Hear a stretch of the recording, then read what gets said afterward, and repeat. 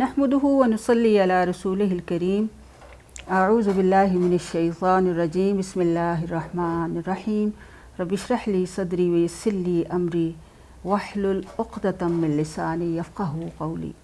हम ताउज़ के हवाले से पढ़ रहे थे कि कुरान हकीम की तिलावत की इब्तिदा जो है वो ताउज़ से की जाती है। ताउज़ लफ्ज़ भी सही ज़रा पढ़ लें क्योंकि इसको आम तौर पर लोग सही नहीं पढ़ते।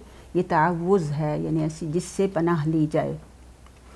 अब इसकी अहमियत जो है हम देखेंगे कि क्यों अल्लाह के, यानी हम इस आयत से तो हमें पता चल गया कि कुरान की तिलावत से पहले इसको ज़रूर पढ़ना चाहिए। तो क्यों पढ़ना चाहिए, इस हवाले से सबसे पहले तो एक इंटरनेशनल रूल को जहन में रखें कि आम तौर पर बड़ी बड़ी कंपनीज़ जो हैं किसी भी अपने किसी को हायर करती हैं तो क्या कहती हैं कि सेफ्टी फ़र्स्ट बकल अप, कि सबसे पहले अपनी हिफाजत का इंतज़ाम करो। और हिफाजत का आप देखते हैं, हम घर बनाते हैं उसकी हिफाजत का इंतज़ाम करते हैं, कोई भी चीज़ होती है इसकी हिफाजत के लिए किया जाता है। अब आप देखें कि शैतान से जो हम पनाह मांगनी है अल्लाह रब्बुल आलमीन ने हमें सिखाई है। शैतान इंसान का अज़ली दुश्मन है। जब अल्लाह रब्बुल आलमीन ने उसको शैतान बनाया, उसको धुतकारा, उसको मरदूद करार दिया, तो उसी वक्त उसने ये ठान ली थी और उसने अल्लाह रब्बुल आलमीन को कहा भी था और मोहलत भी मांगी थी कि मैं क़यामत तक भटकाता रहूँगा। और तो उससे देखें कि पनाह हासिल, उससे बचाव की तदबीर जो है वो यही है कि इंसान किसी ऐसी हस्ती की पनाह में आ जाए जो उससे बहुत बुलंद हो, और ज़ाहिर है कि वो अल्लाह रब्बुल आलमीन की हस्ती है। तो इस वजह से हम अऊज़ु बिल्लाहि कहते हैं कि मैं अल्लाह की पनाह लेती हूँ, क्योंकि शैतान के उससे कोई नहीं बचा सकता सिवाय अल्लाह रब्बुल आलमीन के। और शैतान इंसान के जिस्म में खून की तरह दौड़ रहा है। नबी सल्लल्लाहु अलैहि वसल्लम की हदीस से साबित है कि हर शख्स के साथ जो है शैतान मौजूद है, जिसको हमज़ाद भी कहा जाता है, और वो हर आन जो है इंसान को बहकाता है। और इसकी वजूहात पे आप और करें कि शैतान वसवसे के ज़रिए बहकाता है और गैर महसूस तरीके से इंसान को अपने ढप पर ले आता है। हज़रत आदम अलैहिस्सलाम, हज़रत हव्वा अलैहिस्सलाम का जहन में रखें कि किस तरीके से उसने उन्हें वसवसे डालकर सदियों बहका कर उनसे बिल आखिर उस दरख्त का फल जो है उसने खिलवा लिया। तो इस तरह से वो हमारे हवास पर गैर महसूस तरीके से अमल करता है। तो उससे इसलिए हम कुरान पढ़ने से पहले अऊज़ु बिल्लाहि मिनश शैतानिर रजीम पढ़ते हैं, अल्लाह की पनाह में आते हैं कि कहीं वो हमारे हवास पर इस तरह सवार ना हो जाए, और ये ना हो कि हम कुरान ही ना पढ़ सकें, ये ना हो कि हम कुरान को समझ ही ना सकें। और फिर देखें कि कुरान जो है शैतान ने किया क्या था। शैतान ने तकब्बुर किया था।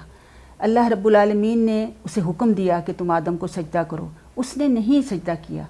क्यों? उसकी वजह उसने ख़ुद बताई कि मैं तो आग से बना हूँ, ये मिट्टी से बना है। तो तकब्बुर यही है, किसी को हकीर जानना और हक़ को झुटलाना। हक़ कौन है? अल्लाह। और ये हमारे पास दुनिया में हक़ जो है अल्लाह ने कुरान की शक्ल में उतारा है। तो इसलिए अल्लाह का कलाम जो है वो उसकी पूरी कोशिश होगी कि जो तकब्बुर मैंने किया, जिसकी वजह से मैं रांदा दरगाह हूँ, वो हर इंसान उससे रांदा दरगाह हो। तो इसलिए हम अऊज़ु बिल्लाहि मिनश शैतानिर रजीम पढ़ते हैं कि ए अल्लाह, हम कहीं वो तकब्बुर ना करें। देखिए कुरान तो हुक्म देता है कुछ करने का, कुछ ना करने का हुक्म देता है। तो इसलिए यहाँ पे हम इसलिए पढ़ते हैं, वो पूरी तरह से कोशिश करेगा कि वो हर वक्त अपने लाओ लश्कर समेत, वो अकेला नहीं है, उसने बड़े अपने लश्कर बनाए हुए हैं जो इंसानों और जिन्नों पर मुश्तमिल हैं। वो नेक लोगों को की गुमराही के दर पे हैं और हर नेकी की राह में वो रुकावट डालता है।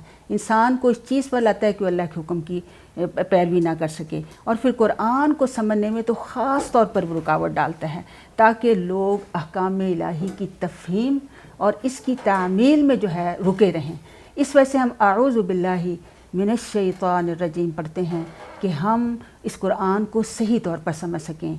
और फिर देखें कि शैतान का एक और वार ये भी है कि वो इंसान को इस तरीके से भी, वो जब वो देखता है कि एक बंदे ने अब कुरान के ऊपर तो आ ही गया, उसने पढ़ना ही पढ़ना है, उसको सीखना ही सीखना है, फिर वो इस तरह से उसको वसवसे डालता है कि वो इसके मफ़हूम को गलत तरीके पे ले आता है। आप देखेंगे कुरान में आगे जाके आप पढ़ेंगे कि अल्लाह ताला फरमाते हैं कि युदिल्लु बिही कसीरा व यहदी बिही कसीरा, کہ اس کے ذریعے میں بہتوں کو گمراہ کرتا ہوں، بہتوں کو ہدایت دیتا ہوں۔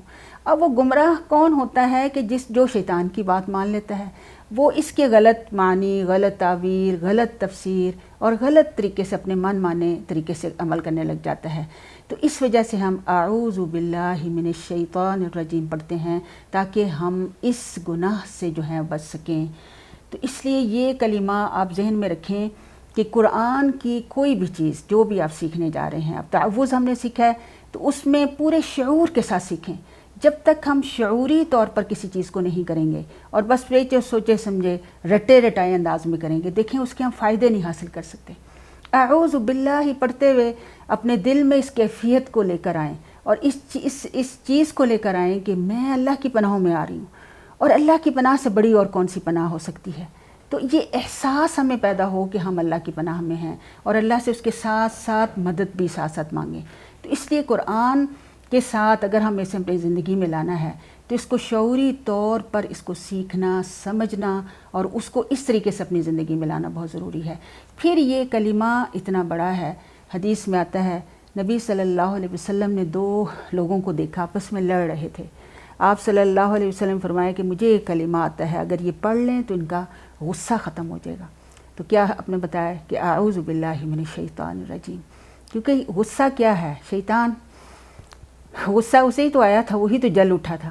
تو اس لیے غصے سے بچنے کے لیے بھی یا ایسی کوئی کیفیت اگر ذہن میں پیدا ہو تو دیکھیں ہمیں اعوذ باللہ من الشیطان الرجیم پڑھنا ہے۔ یہ اس تعوذ کو اپنی زندگی میں لانے کا، کہ قرآن ظاہر ہے کہ اس لیے ہے کہ ہم نے اس کو اپنی زندگی میں لے کر آنا ہے۔ تو زندگی میں لانے کا ایک طریقہ پھر یہی ہے کہ جب بھی کوئی غصے والی کیفیت، جب بھی کوئی شیطانی انگیخت ہو اور یعنی وہ ابھارے ہمیں کسی برائی پر، تو کیا پڑھنا ہے؟ اعوذ باللہ من الشیطان الرجیم، کیونکہ پناہ جب مانگی جاتی ہے ایسی ہستی کا تصور پھر ذہن میں لائے کہ اللہ ہی وہ ہستی ہے جو شیطان مردود سے جو ہے اپنی پناہوں میں ہمیں لے سکتی ہے۔